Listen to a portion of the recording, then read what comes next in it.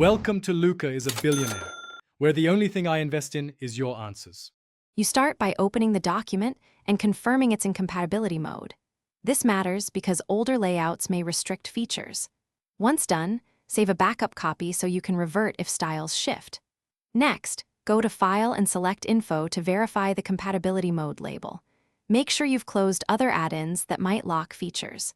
Now you're ready for the next step to change the modes safely and preserve formatting while enabling newer Word tools. You'll convert the file by choosing File, Info, and Convert. This updates the internal format so new features are available. After conversion, inspect styles because some formatting can shift, reapply or update styles as needed. Then check headers, footers, tables, and embedded objects. These often change dimensions or behavior. If tracked changes exist, accept or resolve them to avoid conflicts. Make sure to run a quick print preview. Finish by saving the file as a modern. Docx and verify the compatibility mode label is gone. This enables the full feature set.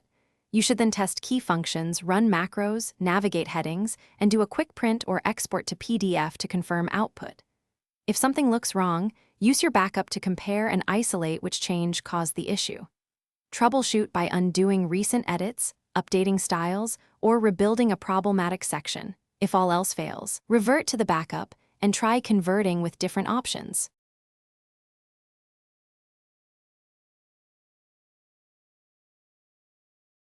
Thanks for watching and please subscribe. It's the best investment you'll ever make.